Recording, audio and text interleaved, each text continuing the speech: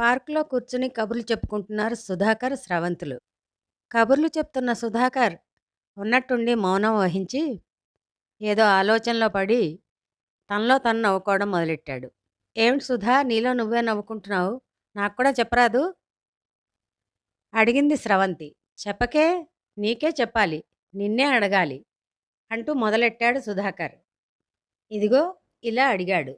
నన్ను మొదటిసారి నువ్వు చూడగానే ఏమనుకున్నావు? ఇంత గడుసు వాడివననే అనుకోలేదు అనుకోలేదు. నన్ను మొదటిసారి నువ్వు చూడగానే ఏమనుకున్నావు? ఇంత చిలిపిదానివనినే అనుకోలేదు, నే అనుకోలేదు. నీ బుగ్గల పైన పెదవులు చేరి ముగ్గులేయని, నీ గుండెల పైన గుండెలు వాలి ఊసులాడనే. ఆ ఊసులలో నా కన్నె మనసు పులకరించని పులకరించని. ఆ పులకరింతలో పూలగల్లు చిలకరించని, ఆ పులకరింతలో పూలగల్లు చిలకరించని. వలపులోన తేలిసోలి పరవశించని పరవశించని. నన్ను మొదటిసారి నువ్వు చూడగానే ఏమనుకున్నావు? అబ్బా, ఇంత చిలిపిదానివనినే అనుకోలేదు, నే అనుకోలేదు. ఇలా ఒకరినొకరు ప్రశ్నలు సమాధానాలు అయ్యాక అసలు విషయానికొచ్చాడు సుధాకర్.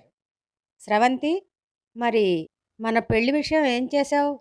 మీ పెద్దవాళ్ళతో చెప్పావా? నేను కూడా వచ్చి మాట్లాడినా ఆంటీ అంకుల్ తోటి?" అడిగాడు స్రవంతిని. "నేనింకా ఏం చెప్పలేదు సుధా. ఇదిగో త్వరలోనే చెప్తాను.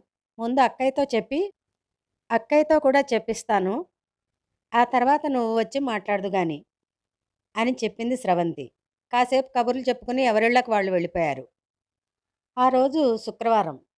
పొద్దున్నే పూజ చేసుకుని చివరిగా అమ్మవారి మీద ఎప్పట్లాగా పాట అందుకున్నారు శారదాంబ గారు. ఈరోజు ఎలా అయినా తల్లిదండ్రులతో తన పెళ్లి ప్రస్తావన చేయాలని తను కూడా పొద్దున్నే లేచి తల్లితో పాటు పూజలో కూర్చుని ఆవిడ పాడే పాటలో తను కూడా శృతి కలిపింది స్రవంతి.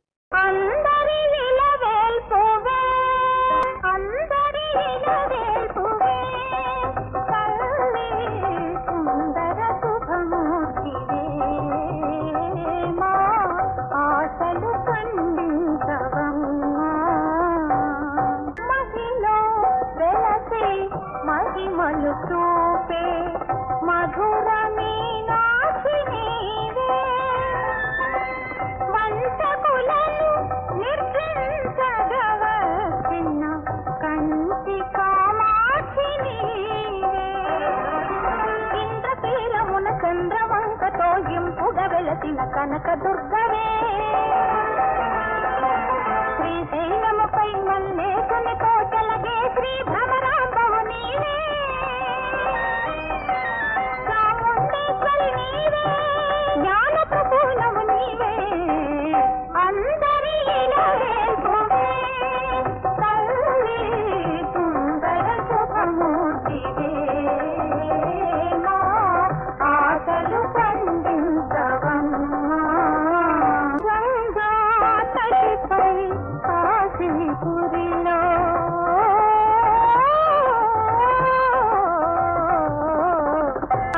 అన్నపూర్ణమ్మ నీవే, మూడు సంద్రములో ముడివడు చోట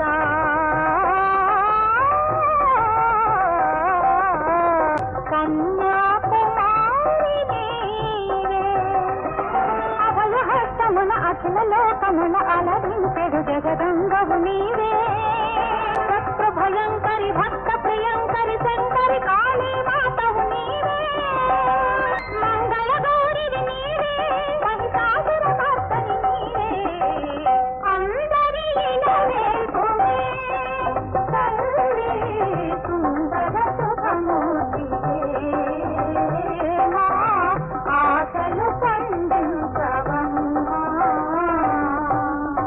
అమ్మవారికి హారతిచ్చి ఇద్దరూ హాల్లోకొచ్చారు. ముందు రోజు రాత్రే వచ్చిన శైలజ తండ్రితో కబుర్లు చెప్తూ బాబును ఆడిస్తూ హాల్లో కూర్చునుంది. నలుగురు హాల్లో కూర్చుని కాసేపు పిచ్చాపాటి మాట్లాడుకోవడం మొదలెట్టారు. స్రవంతి అక్కకి సైగ చేసి నెమ్మదిగా తన గదిలోకి జారుకుంది. శైలజ తల్లిదండ్రులతో కబుర్లు చెప్తూ నాంది ప్రస్తావనగా, అమ్మా, మన స్రవంతి జాబ్లో కూడా స్థిరపడింది. మరి దాని పెళ్లి విషయం ఏమన్నా అనుకుంటున్నారా అని అడిగింది. లేదమ్మా, ఇంకా ఏమీ అనుకోవటం లేదు. ఇదిగో ఈ సంవత్సరం సంబంధాలు చూడడం మొదలుపెట్టి ఏదైనా మంచి సంబంధం వస్తే పెళ్లి చేసేయడమే అన్నారు చక్రధర్రావు గారు. అమ్మా, నాన్నగారు, మరి మరి చిన్నగా నసుకుతూ నేనొక విషయం చెప్తాను, మీరు కూడా ఆలోచించండి. ఏమిటమ్మా, చెప్పు అన్నారు ఇద్దరు. మన స్రవంతి తన కాలేజీలో సీనియర్ని ఒక అతన్ని ప్రేమించింది. అతన్ని పెళ్లి చేసుకుంటానని చెప్తోంది. మీతో ముందుగా తనే చెప్పడానికి కొంచెం మొహమాట పడి నన్ను చెప్పమంది. కుర్రాడిని నేను చూశాను, బాగానే ఉన్నాడు, మంచి ఉద్యోగంలో స్థిరపడ్డాడు, సంస్కారంగానే అనిపిస్తాడు అని చెప్పింది. అతని కులగోత్రాలేమిటో కుటుంబ వివరాలేమిటో పూర్తిగా తెలియాలి కదా మనకి అంది శారదాంబగారు. కులగోత్రాలు నాకు తెలియదమ్మా, అయినా ఈ రోజుల్లో అంత పట్టింపు ఉంటే ఎలా? స్రవంతి సుఖపడ్డం కదా మనకు కావాల్సింది. అయినా అన్ని వివరాలు కనుక్కుందాంలే అంది శైలజ. అవునులే, మనకైనా దాని సుఖం కంటే కావాల్సిందేముంది అన్నారు చక్రధర్రావు గారు. కానీ కుటుంబ వివరం మాత్రం చాలా సంపూర్ణంగా తెలుసుకోవాలమ్మా.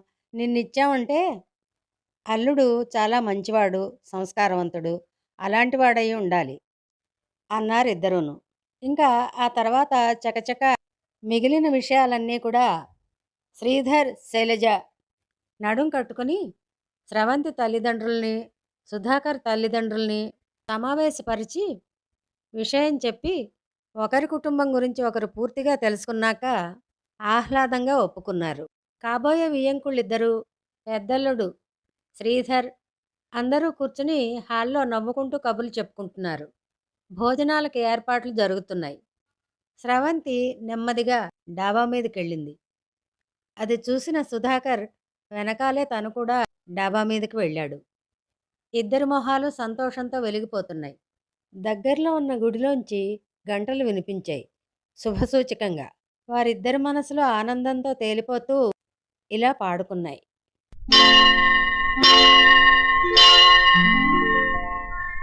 శుభమస్తు శుభమస్తు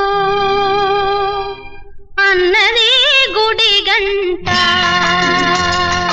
తథాస్తు తథాస్తు అనుకున్నది మన జంట. శుభమస్తు శుభమస్తు అన్నది గుడి గంట. వయసు తోటలో తొలివలపు వసంతం మనసులో విరితే నెలు కురిసింది. మనవే తనవై అణవణవ వేణువై నీ మమతే కవితై మెరిసింది, నాలో మెరిసింది. శుభమస్తు శుభమస్తు అన్నది గుడి గంట.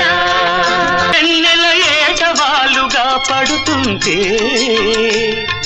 బయట జారు నీ పరువం మాట మాట అంటుంటే, మాటలే పాటలై మనసు పరవశిస్తుంటే, ఆ పాట జిలుగు బయటగా నిన్ను దాచుకుంటే, ఆ, ఆ,